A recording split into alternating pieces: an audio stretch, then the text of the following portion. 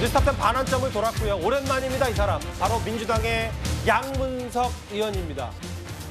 오늘 재판 결과 하나가 나왔는데요. 양문석 의원 아시는 것처럼 지난 총선 기간 동안 대출 사기 등의 혐의로 1심에서 징역형 집행유예를 받았었는데 오늘 항소심에서도 당선 무효형을 선고받았습니다. 양문석 잘못했습니다. 잘못한 데 있습니다. 하지만 기회를 주십시오. 결과에 대해서 한 말씀만 부탁드립니다. 저희들이 판단했던 것과 검찰이 판단했던 간격은 컸고요. 그리고 항소심에서 제대로 또 대응하도록 하겠습니다.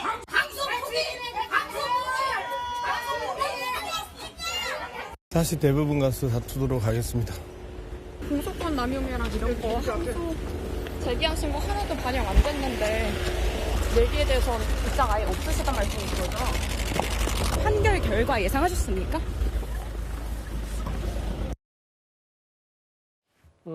상고할 뜻을 밝혔습니다. 대법까지 가겠다. 양문석 의원이 오늘은 별다른 기자들 앞에서 말은 없었는데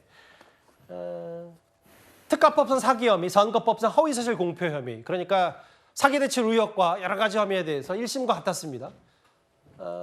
벌금 150만 원, 징역 1년 6개월과 집행유예 3년, 원심 판결이 유지됐는데 정혁진 변호사님, 조심스럽긴 한데 이게 대법원에서 의원직 상실형 혹은 당선 무효형 이게 뒤집힐 가능성도 있는 겁니까? 제가 봤을 때는 없습니다. 왜 없느냐? 일단은 객관적인 사실관계와 그다음에 증거가 너무너무 명백하고요. 그다음에 그런 걸 다 떠나가지고 제 경험상 1심하고 항소심이 만약에 왔다 갔다 하면 대법원에서 그 형이 바뀔 가능성이 혹시 있는 경우도 있는데 1심하고 항소심이 동일한데 그런데 대법원에서 바뀐다? 이건 있을 수가 없는 거고요. 예. 왜 그런가?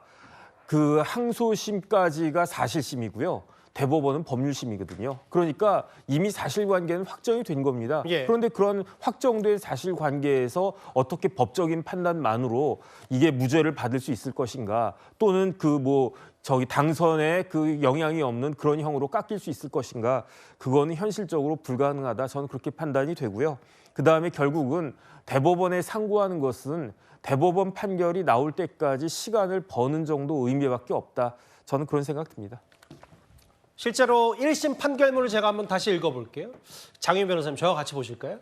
1심 때도 어떤 판단을 내렸냐면 주택담보 고금리 대출금을 피하려고 딸의 이름을 빌려서 사업자 대출을 신청한 거 아니냐. 재산 축소 혐의, 실거래과 공시지가 차이가 매우 크다. 단순 부지로 치부하기 어렵다. 근데 제가 궁금한 건 아까 정혁진 변호사의 생각은 이 대법원, 마지막 대법원 판단에서 이번에 당선 무효형이 뒤집힐 가능성은 그리 높지 않다고 보셨는데 특히 재판부가 보는 부분이 허위 SNS 게시, 단순 억울함을 넘어서 허위 내용이 있다. 이 재판을 받는 과정과 이 혐의를 인정하는 과정에서 태도도 문제가 있다. 이렇게 재판부는 보는 것 같습니다. 이게 하나의 또 혐의로 이게 적시가 됐으니까요. 허위사실 공표와 관련해가지고 선거 국면에서 SNS에 이제 본인 해명을 한 부분에도 이제 허위가 관여했고 개입했기 때문에 선거법상 허위사실 공표죄도 유죄로 150만 원 형을 선고받은 부분이 있기 때문에 사실관계에 있어서 1, 2심 모두 이 부분에 대해서는 불법성이 있다라고 인정을 한 것 같고 아마 본인이 또 인정한 부분과 또 무죄를 받은 부분이 있습니다. 그러니까 애초에 이제 논의의 핵심 중에 하나는 이거 가짜 서류를 제출한 던 거 아니냐라는 부분이 있지만 사문서 위조 혐의와 관련해서는 양문석 의원 같은 경우에는 이제 무죄를 1, 2심 공통으로 받은 부분이 있고요. 아마 법률심이라서 이제 통계상 상당히 이게 뒤집어지는 비율 자체가 떨어지는 건 또 현실이고 사실이기도 합니다. 예. 다만 본인으로서는 이 형이 확정되게 되면 왜냐하면 공직선거법은 100만 원 이상 그리고 일반 범죄 같은 경우에는 집행유예 이상이 선고되면 의원직은 상실이 되기 때문에 형이 확정되지 않기 위해서도 또 법리적으로 다시 한번 다투기 위해서도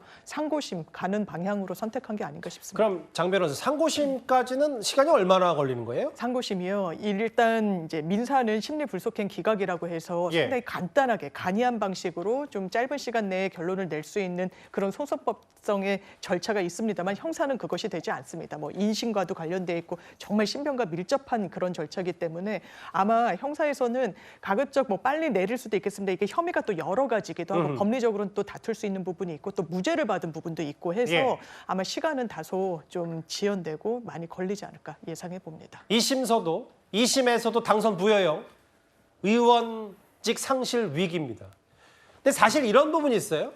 가장 논란이 됐던 건 양문석 의원의 이른바 이 사기 대출 의혹. 이미 지난 총선 과정에서도 제기가 됐고 수사를 시작한 내용이었습니다. 뭐 그럼에도 민주당은 양문석 의원에 대한 공천을 취소하지 않았고 아시다시피 지금 현직 의원 신분입니다. 정치적 논란거리가 있을 수가 있는데 일단 과거 총선 기간의 양문석 의원의 목소리 오랜만에 들어보겠습니다. 양문석이 믿더라도 이번에 윤석열 정권 심판하는데 빠지지 말아 주십시오. 사죄드립니다. 얼마 전에 양문석 후보의 딸 명의의 사업자 대출 11억이 안산시 상록구 소상공인 지원 예산에 만일 그걸 비교를 해 본다고 그랬을 경우에는 최대 73%에 해당하는 액수입니다. 주택담보대출로 활용되지 않았다라면 더 많은 어떤 서민들이 혜택을 보고 이익을 보고 피눈물을 흘리지 않았을 텐데 그 부분은 두고 좋은 정치로 갚아 나가도록 하겠습니다. 좋은 정치로 갚아나가겠다는 항소심에서도 이제 당선 무효형이 나왔기 때문에 법적인 거는 아까 전혁진 변호사와 장윤 변호사께 공의 질문을 드렸다면 이런 부분 같아요. 서영주 대변인. 네. 오늘 국민의힘에서 논평을 내기를 이건 또한 총선 과정에서 왜 무리하게 공천을 줬냐.